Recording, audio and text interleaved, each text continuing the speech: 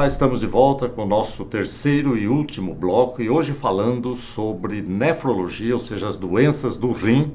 No último bloco nós falamos sobre o paciente que chega com o rim praticamente já sem função, com nível de creatinina, que é um indicador, um marcador importante de função renal, já bastante elevado. E nessas situações, doutora, o que fazer quando o paciente já está na fase que a gente chama de insuficiência renal terminal? Só enfatizando que a prevenção sempre é o melhor tratamento, Sim. Isso indiscutivelmente. Mas quando esse paciente já chega para a gente em fase terminal, ou seja, não há mais e não tem recuperação renal, mas não tem mais como funcionar, existe terapias renais substitutivas que podem fazer a função desse rim. Então a gente tem 3 delas. Uma é a hemodiálise.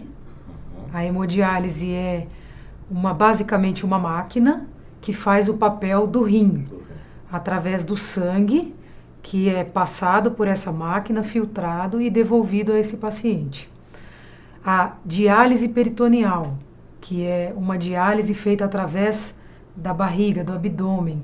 Então, através de um catéter que é colocado na barriga, é colocado um líquido e o peritônio, que é uma capa que a gente tem dentro da nossa barriga, faz esse papel do filtro.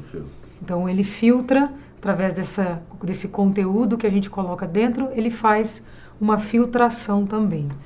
E a terapia renal substitutiva melhor e que dá mais qualidade de vida, satisfação ao paciente e ao transplante renal. Transplante.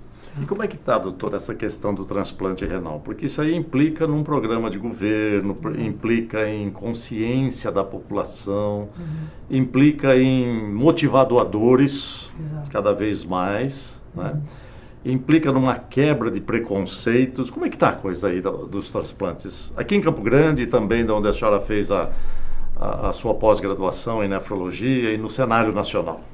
Bom, o Brasil hoje é o primeiro país em transplantes no âmbito público do mundo. Então, o Brasil é o primeiro programa público do mundo. Isso quer dizer que o SUS é o grande responsável, em termos de público, é o Brasil. Em termos de o transplante hoje em dia, não dizendo só do rim, mas de todos os transplantes de órgãos, o SUS é responsável por 90% dos transplantes do Brasil. Hoje o transplante renal é um dos que mais crescem no Brasil. O carro-chefe hoje do transplante renal no cenário brasileiro, existem, lógico, outras regiões, é o doador falecido, né? Que é através de um paciente que teve uma morte encefálica e a família dele, com todo amor, altruísmo e generosidade, doou os órgãos desse paciente. E existe também o doador vivo, que pode ser um doador aparentado ou não aparentado.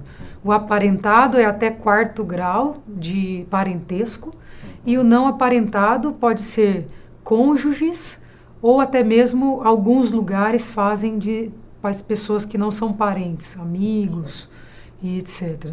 Hoje a gente tem uma lista de espera grande no Brasil do rim, que cada ano cresce, porque a gente ainda não atingiu seria a nossa meta, né, de potenciais doadores e doadores efetivos.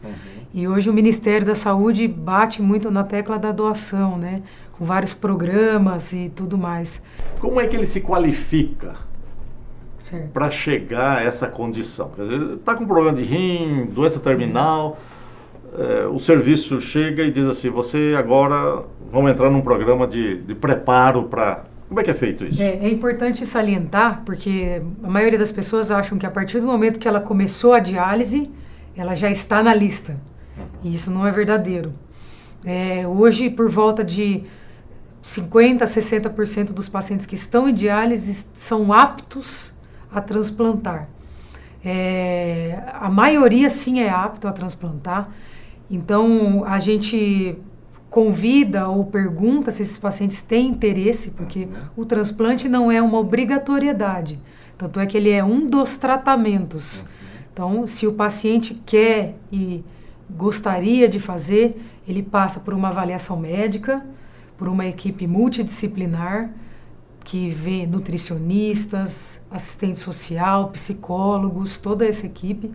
E através dessa avaliação, são feitos exames de imagem, exames de sangue, e através de tudo isso, de compatibilidade, a gente vê se ele tem essa aptidão ou não a transplantar, a entrar na lista, ou se ele tem um possível doador, se esse doador também está apto a doar. A gente passa por todo um processo para que não haja nenhum problema a longo prazo ou a curto prazo para esse paciente. Quer dizer que, de uma maneira geral, aqueles que estão na dependência da terapia alternativa, que no caso aí é a máquina, ou seja, é o processo de diálise, hemodiálise, a maioria aceita? A maioria, sim. Tem alguns que não querem? Tem alguns que não querem. E o motivo pelo qual eles não querem, doutora? Tem, assim, uma explicação? Olha, tem uns que é muito adaptado à rotina da diálise. Já estou muito velho, ou não então, quero correr o risco. Isso, às vezes tem o medo do próprio procedimento cirúrgico em si. Pessoas que a família não encontra um apoio na família, às vezes, para transplantar, porque muitas vezes o paciente transplanta e fica muito tempo internado. Até o rim, por exemplo, de doador falecido, às vezes pode demorar 15, 30 dias até ele funcionar.